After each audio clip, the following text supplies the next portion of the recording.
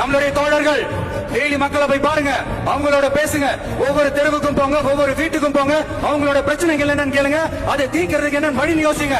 அப்பதான் அவங்களுக்கு நம்ம மேல ஒரு நம்பிக்கை வரும். அப்படி ஒரு ஆழமான நம்பிக்கையை விதைச்சிட்டு அதுக்கப்புறமா நிமிந்து பாருங்க, ஒவ்வொரு வீட்டோட உச்சிலையும் தமிழக வெற்றி கழகத்தோட ரெட்டை போர் யானை வாகை மலர்கொடி தானா பறக்கும், தானா பறக்கும். மாண்புமிகு மன்னராட்சி முதல்வர் அவர்களே, உங்க ஆட்சியை பத்தி கேள்வி கேட்டா மட்டும் ஏன் சார் உங்களுக்கு இவ்வளவு கோவம் வருது? நீங்க ஒழுங்கா ஆட்சி நடத்திருந்தீங்கன்னா பெண்கள் பாதுகாப்பு ஒழுங்கா இருந்திருக்கும், சட்டம் ஒழுங்கு சரியா இருந்திருக்கும்.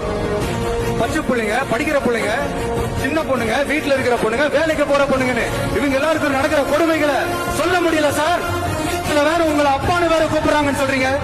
தினம் தினம் உங்களோட இந்த கொடுமைகளை அனுபவிச்சுட்டு இருக்கிற என்னுடைய சகோதரிகளான தமிழ்நாட்டு பெண்கள் தான் உங்களுடைய அரசியலுக்கு ஒரு முடிவு கட்ட போறாங்க, உங்களுடைய ஆட்சிக்கு ஒரு முடிவு கட்ட போறாங்க, உங்களுடைய இந்த அரசியல் வாழ்க்கைக்கு ஒரு முடிவு கட்ட போறாங்க.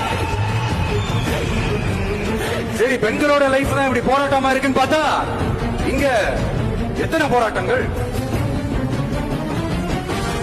பரந்தூர் போராட்டம், அரசு ஊழியர்கள் ஆசிரியர்கள் போராட்டம், போதைப் பொருள் எதிர்ப்பு போராட்டம், வரி உயர்வு போராட்டம், மீனவர்கள் போராட்டம், போக்குவரத்து ஊழியர்கள் போராட்டம், சாதிவாரி கணக்கெடுப்பு போராட்டம், சாம்சங் தொழிலாளர்கள், டங்ஸ்டன், விவசாயிகள் போராட்டம், மின்கட்டண உயர்வு எதிர்ப்பு போராட்டம், இஸ்லாமிய அமைப்புகள், செவிலியர்கள், மருத்துவர்கள், இந்த மாதிரி போராட்டங்கள். இதெல்லாம் சும்மா சாம்பிள் தான். இது இன்னும் சொல்லிட்டே போலாம், இந்த நாள் பத்தாது.